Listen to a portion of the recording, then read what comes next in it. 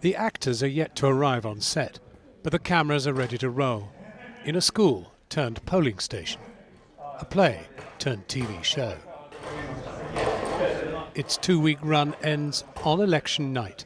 All 90 minutes broadcast live and time to end just as the polls close in reality. I think that the 47 actors controlling a play ending at precisely 10 o'clock may well be the most socialist thing that is happening in this general election. After an uneventful campaign, it may be the most entertaining. And there's just something about this world, the unglamorous side of the British general election. It's not the big rallies and being on the campaign trail and the swingometers on election night, but this is where it happens. The essence of democracy. It is. These unremarkable places is the absolute essence where we pick our government. And into this unremarkable place enters a most remarkable lady. Look who's in the polling station. Well, isn't that amazing? Dame Judi Dench on stage for the first time with her daughter, Finty Williams. Very good. Oh, lovely to meet you. Very nice Great. to meet you. You've never been on stage together before? No. No, we've been in films together before. But that's different. But that's quite different. This is the moment we longed for. And I sensed that you spoke to her as you could never speak to your mother. No, I'd never dare. Never, of course not.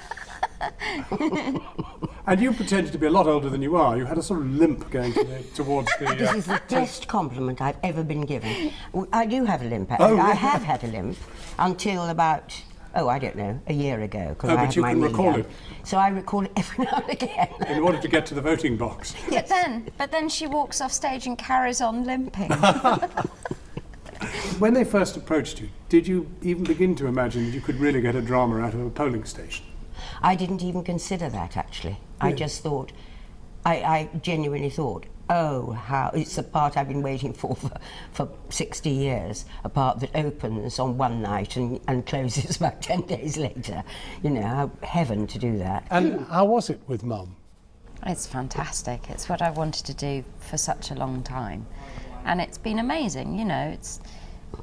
It's one thing when you see somebody who you love very much and admire very much.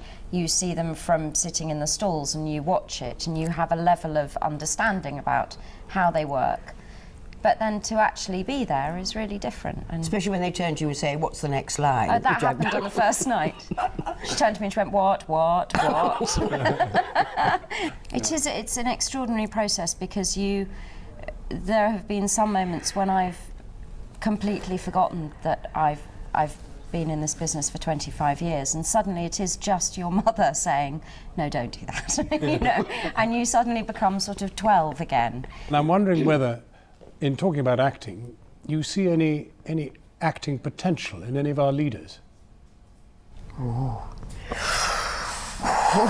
We weren't told there was going to be trick questions. Go on. Any acting potential? I think they all acted at Eton probably at some point. Do you think Boris would be an addition to the stage? No. Really? He's rather dramatic, don't you think? He's very, very dramatic. Perhaps he should do a one-man show. Or a restoration comedy. Or perhaps he's play. Oh yes, that would be good casting. Quite good. Do you have any ambition, Dame Judi? Do I? Something you'd really like to do that you haven't done?